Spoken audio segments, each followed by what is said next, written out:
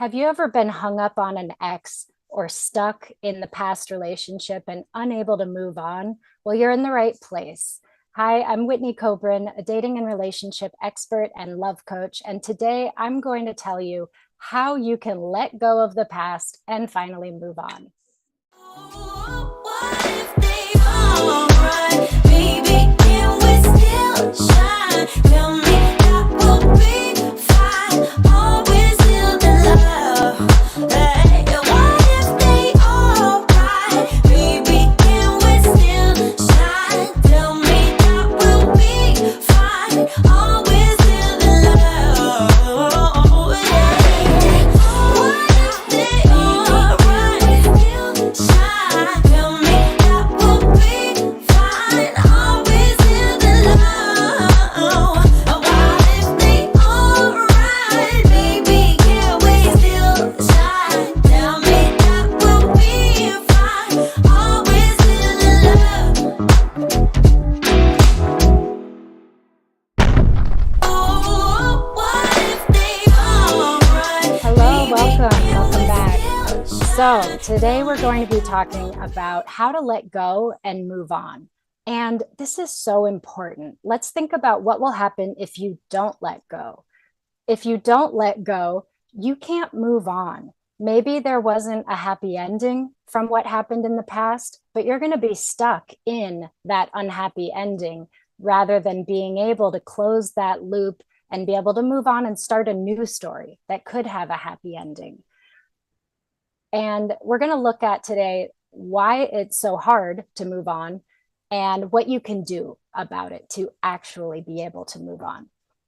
So, the first thing that I want to talk about is why it's so hard. And if you've ever seen this image, I know in my psychology textbooks, it was always in there, but the iceberg, where there's a little tiny tip of iceberg above the water, but a big, huge iceberg underneath the water. Well, that is your mind. And the little tiny tip that is above the water is our conscious mind, what we are aware of, what our conscious decisions are. This is where you make goals and decisions about your life. But your subconscious, the big part that's under the water, you may not be aware of, but that is leading your life. So anytime that you feel this internal conflict of, I want to let go, but I can't, or I want to achieve this goal, but I can't, you know that your subconscious and your conscious mind are duking it out. So there is a battle happening between what one wants and what the other one wants. And our subconscious mind is programmed to keep us safe. That's why it's so hard to reach a challenging goal, because your subconscious mind will think about all the dangers. Well, what if I make a ton of money and then people want things from me? Or what if I make it and lose it? Or what if I try really hard and I fail? All of these fears will hold us back and keep us stuck and keep us in our comfort zone. And it's a very similar thing happening when we are stuck in the past.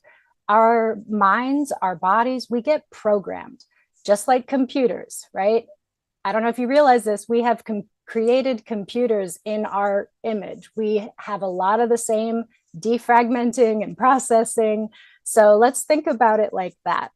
When you were with that person or when you were experiencing that past event, it felt good. And you began to be programmed to want that thing, to need that, to enjoy that. Let's just assume it's a person. You're having a hard time getting over an ex. And so you're programmed by being around that person all the time that that's what you want, that is your everything. And then all of a sudden, let's say they're gone and it's over and you just can't move on. It's hard because deep down, you have these feelings that you want to stay attached, that there's hope of getting back together, that maybe this is the best you can ever do. And so the first step to being able to let go and move on is to acknowledge, what are your actual thoughts? What are you actually thinking about this? And you might have very contradictory thoughts of, I'm ready to move on and be with someone else, and I really miss this person and I wish we were still together. And just know that that's super normal to have these conflicting views. So, this is the first step. You want to ask yourself also, what is the payoff of still being stuck in this past? What am I getting from it? How am I feeling better, right? Justified. So this might look like if I'm hung up on the past and I'm asking myself, what's the payoff? Maybe if you have kids, you really are trying to be with that person still because there's kids involved and you really want them to have the family. Maybe you just have really positive memories, and now in your current life, you're not having those happy, positive memories. So you are still wanting what was in the past. Your payoff, it might be about being right. Maybe you made a decision a long time ago that that is your person, right? You committed to them, you're loyal, and you don't know how to break that commitment. It's just not something that we're taught to do. We're taught to make commitments and keep them. Granted, a lot of people are quite good at breaking their commitments, but some people really struggle with that. And so I want you to go through this process with a lot of compassion for yourself. Don't beat yourself up in this process. That is totally counterproductive. We want to be able to sit with the thoughts and then sit with the feelings. So when you are thinking about this, it might bring up uncomfortable thoughts, negative feelings. You might want to cry, you might get angry. But instead of just going around those or shoving them down or ignoring them or going and relying on your favorite coping mechanism, drinking, smoking, shopping, whatever it is, instead, you want to sit with that emotion. So, sitting with it means that you focus on it, you feel it, you let it give you all that feeling that you really kind of want to ignore. This is the first step, is just sitting with it. And then we can't just let go, right? If you've talked to other people and friends and family, they might just say, well, just let it go, move on, come on, let's go. And it's just not that simple. We need to process it. We need to get through this step. So after you are able to journal and write down all the thoughts around this thing, and then sit with the feelings that come up around that for a while, right? Maybe for some people in 5 minutes, they'll feel like they've been able to feel those feelings and process it. For other people, they could sit for an hour and maybe need some more time. It's a lot like meditation. I would recommend, if you have a hard time with silent meditation, to have some music, maybe even add some movement to this practice of just sitting with the emotion. And then you want to think about, of all those thoughts that came up, which ones are you ready to let go of? So this is where we connect the thoughts from the unconscious, subconscious mind to your conscious mind. In your conscious mind, you decide, okay, I realize that I'm hanging on to this because I think that there's still hope of getting back together. But I realize there is no hope. It's not going to happen. So you need to first give yourself permission. Say, I am going to move on from this. I am going to let go of this. If you never make that decision, it's going to stick with you and be really hard. So it's going to be important for you to decide, and no one else can decide this for you. And you can only do it when you're ready to do it. But it's a huge step to decide, I'm going to let go of this belief or this thought or this tie that is tying me to this person. And then you want to visualize letting it go. So thank it, because there's been some sort of payoff, right? It's given you hope, it's given you good feelings. Acknowledge that it was there for you, but you no longer need it. And visualize sending it away. Maybe you put it in a hot air balloon and watch it float away. Maybe you drop it into the middle of the ocean, like in Titanic. Maybe you light it on fire, send it in the mail, whatever it is. Uh, really visualize as clearly as you can saying goodbye to that belief. Another thing that you can do to make this more physical is to find an actual object that represents that person. Or maybe you just write on paper and let that paper represent this tie that's keeping you stuck and in the past, and then destroy it, rip it up. If you could safely, in a safe place, light it on fire, let it go. Um, there's a symbolic gesture to this, but it really does help us align what we're conscious of and what we're not conscious of. So we want to acknowledge what the feelings and thoughts are that are keeping us tied to it. Sit with that for a while, feel it, let it fully incubate and fully give you the message that it needs to give you rather than pushing it down. Even if you have felt this a lot over years or months, it's important that you consciously decide to sit with that and then make a decision that you're ready to let it go, that you're ready to move on, state it out loud, and then visualize sending away this old tie. And then bring your attention to your heart and imagine your heart just coming back together and sealing up and healing. Imagine giving this healing energy to your heart. And when it comes to our energy, where your attention goes, your energy flows.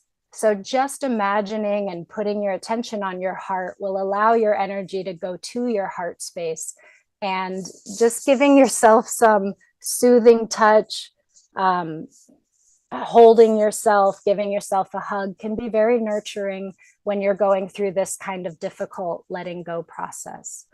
But you want to absorb all of the healing energy that you can, because it depends how you look at this. If you look at it like, oh my gosh, I'm letting something go, I'm so scared, I don't know what's going to happen, I need that, you'll be in this panicky state. And we don't want that. That's not going to be conducive to this healing process. So instead, bring all your attention to healing yourself and feeling good about this, being proud of yourself. You don't want to stay stuck in the past forever. Part of you does, but you know that there are better things out there for you. And in order to move on and create that happy ever after, it's important that we are able to let go, move on. And I'll say something also about forgiveness. Forgiveness is not for the other person, right? If somebody has wronged you, hurt you, left you, broke your heart, whatever they've done, it sticks with us, right? That heartbreak, that anger. But when we can, well, if we hang on to it, it's like you're taking poison, expecting them to die. You having this stress and this anxiety and this worry about it, even again, if it's not very often in your conscious mind, but it's still in the subconscious mind, you might be dealing with a lot of stress around this and not even realize it. So you want to also be able to forgive in the process of letting go. And forgiveness, again, it's not for the other person. It doesn't matter what they did, how horrific their acts were. If you keep holding on to your anger and resentment, that's only going to be poisoning you. So again, when you're ready, this is part of the process of letting go, is to forgive, to say, I forgive. It's done. It's over. I'm letting it go.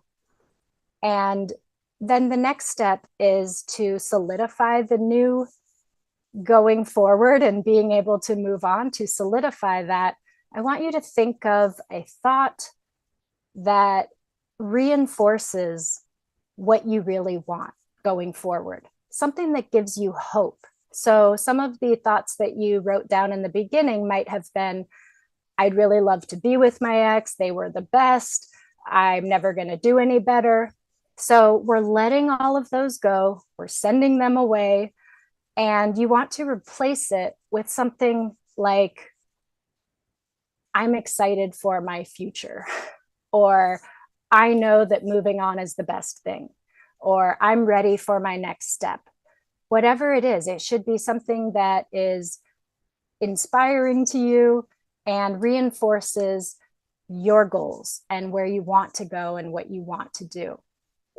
So I know that this can be a really hard process because we want to hang on to the past. But if you want a new future, if you want to let go, and at some point, it's pretty much always going to be important to let go of something that is keeping you stuck and holding you back. So follow these steps and you'll be able to let go and move on and eventually create your own new happily ever after. All right, I'm not sure if there's something that I should do to end. Okay, 3, 2, 1, and go.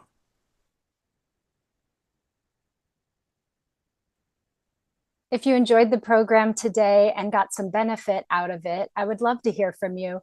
You could reach me at my website, whitneykobrin.com. That's WHITNEYKOBRIN.com. And for ladies who are looking to improve their love life, their self-love, their dating, their relationship, I invite you to download my app. It's called Love Coach in My Pocket, and you can find it on Apple and you could find it on the iTunes Store and Google Play Store.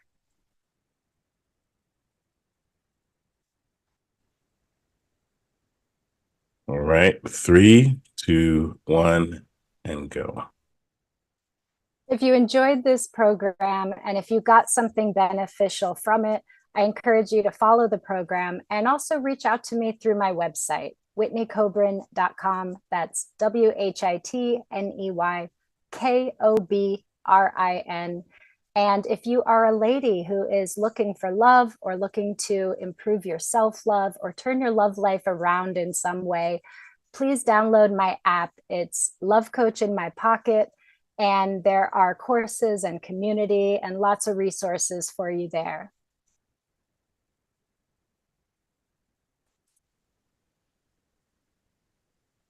Three, 2, 1, go. Hi, are you single right now? And do you feel like people around you act like that's a disability? Are you sick of people giving you a hard time about being single when it's actually a choice and you're far better off being single than being in any kind of relationship that is unhealthy or draining of you? So that's what I want to talk to you today about, is the joys and unexpected delights of being single. I'm Whitney Kobrin, dating and relationship expert and love coach for women. And I hope you enjoy the program today. 3, 2, 1, go. Are you single and tired of the people around you acting like it's a disability, saying, "Oh, I'm so sorry, you'll find someone soon"? Blah. That's what I want to talk to you today about. I'm Whitney Kobrin, a dating and relationship expert and a love coach for women. And I want to talk about being single by choice and the unexpected delights of being single.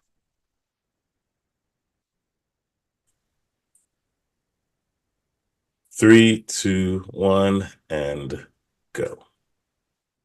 Hello, I'm Whitney Kobrin.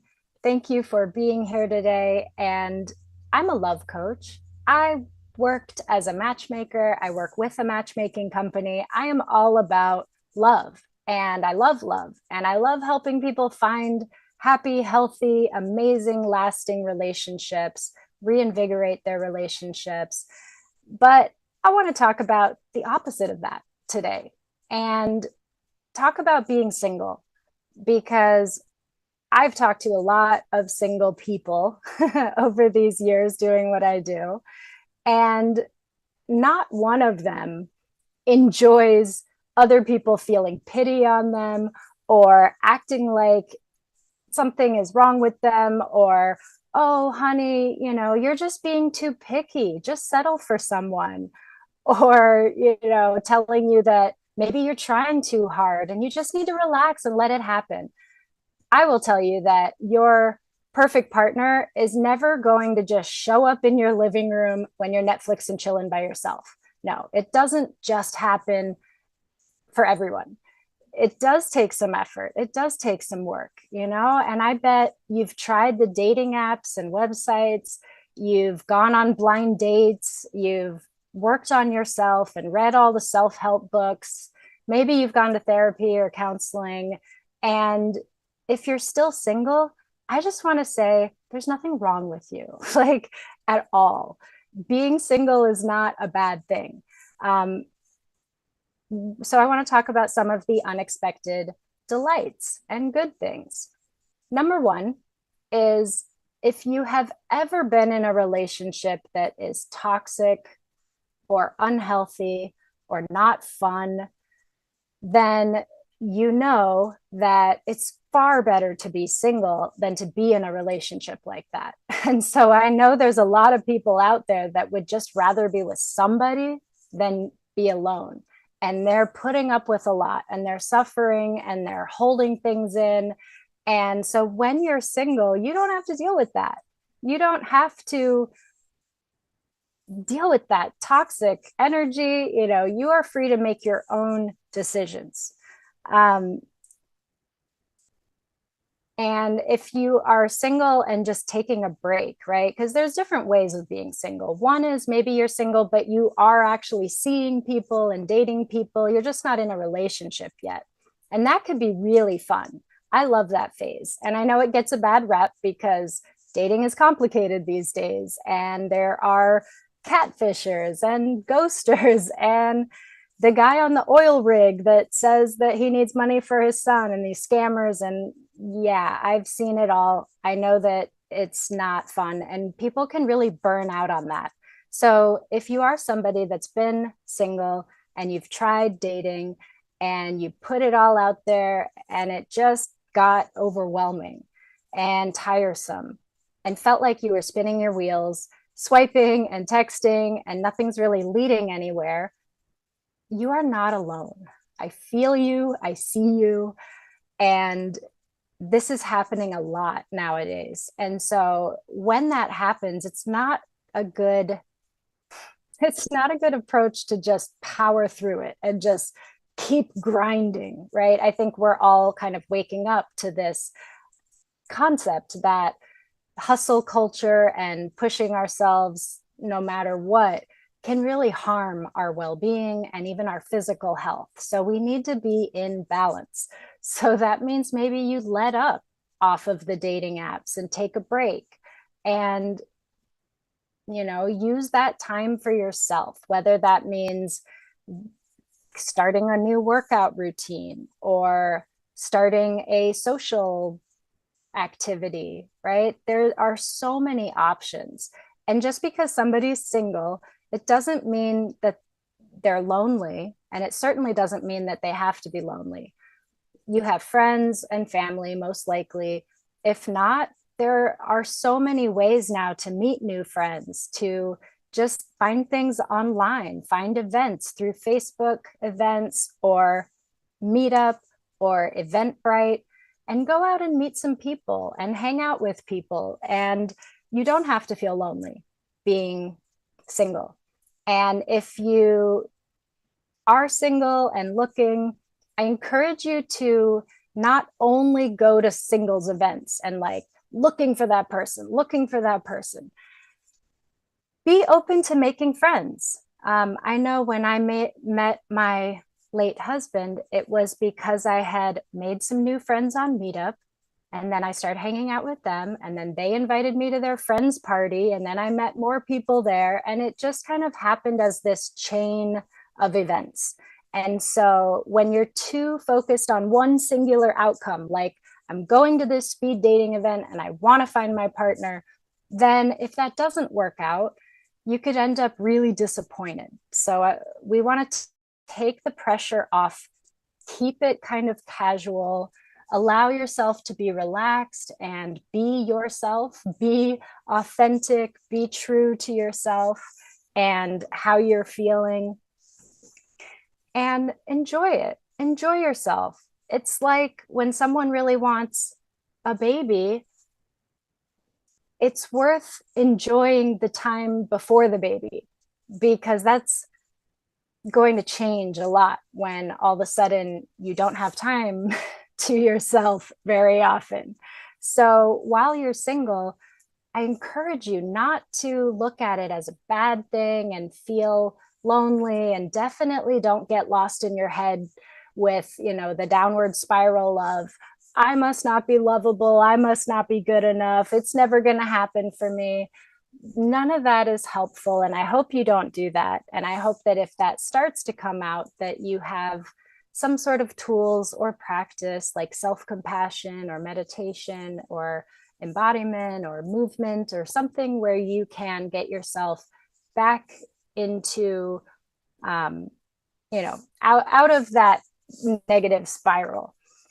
That said, it is very normal to have that yearning for a partner. So if you're capable of having, you know, both of these thoughts in your mind at one time that may be contradictory, that can make you feel very whole and at peace to say, I am content with myself single, and I do want a partner. They could coexist, but it doesn't mean that you're going to be working really hard and desperately chasing after finding a partner. Sometimes when we try too hard, it can be like in baseball, if you hold the bat too tight, you can't hit it properly. Or if you catch a butterfly, right? If you hold it too tightly, you could crush it. So there's always this sweet spot, this balance of being open to the new experiences and wanting to invite a partner in, making eye contact with people, giving your number out if somebody seems interesting. We want to be able to do that and balance it out with not feeling like there's too much pressure and too much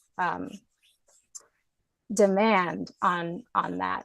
And it's great when you can use that time to not just improve yourself, because I kind of I'm in the self-improvement field, but I have this belief that if we're always trying to be better, if we're trying to change who we are, then that could become a negative influence in our life also. So it's not just about, I'm going to work on myself and I'm going to become a better person so that I attract a better person. I mean, there is truth to that, yes. But really what it's about is you're not becoming something different.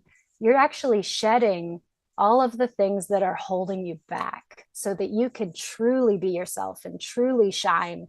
And that, in my opinion, is the goal of self-improvement, is to really be your best self, to be your most authentic self, to be able to release and get past our fears that keep us playing small and stuck in our comfort zone and afraid to, go talk to the cute person over there in the corner of the room. We want to let go of the fear, the self-consciousness, the insecurities. When we let go of those things, that's how you become a better person. That's how you improve yourself, because you can just be more agile in your world, more dynamic, able to go with the flow and run with the punches. And when you are called to show up or to be your best self, that you're less shut down or less encumbered. That's a great thing that can come from being single. So pay attention to that and ask yourself, if you are single, Are you going about it like, oh man, yeah, I'm single, kind of deflating, want? Or are you like, yeah, I'm single and I'm using this time to enjoy what I like and explore what I like and be my best self? And that is such a magical place to be. And it does help you to attract a partner who's going to be, on that level with you. Um, I know people that have gone to on so many first dates and so many singles events, and they're just not finding their person. And usually they're very anxious about it. So, if I could give you one tip to improve your love life, to improve the way you feel single, to improve the chance that you'll find an amazing partner who loves you for you, is to work on being more at peace and more relaxed and letting go of this anxiety and worry and fear and insecurity. And I know that might sound like a tall order. If that's something that you feel stuck in, reach out, find a therapist or a coach. I mean, this is something that I work on with my clients, but there's a lot of different resources out there, and find what works for you. I know that meditation has amazing benefits that have been scientifically proven, and yet I know that meditation is not for everyone, but there are other options that you could do as well. So if you're not into meditation, maybe you do something with movement. I actually saw a YouTuber that tried standing on one foot for 5 minutes for a whole month. And she thought it was going to be ridiculous, but she actually was someone that couldn't just sit down and meditate and get much benefit from it.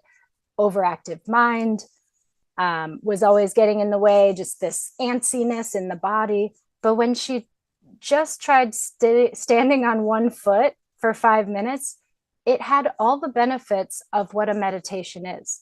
So keep trying new things, keep seeking answers.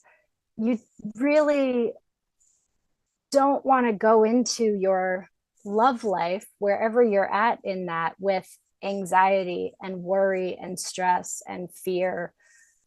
We want to be able to work through that.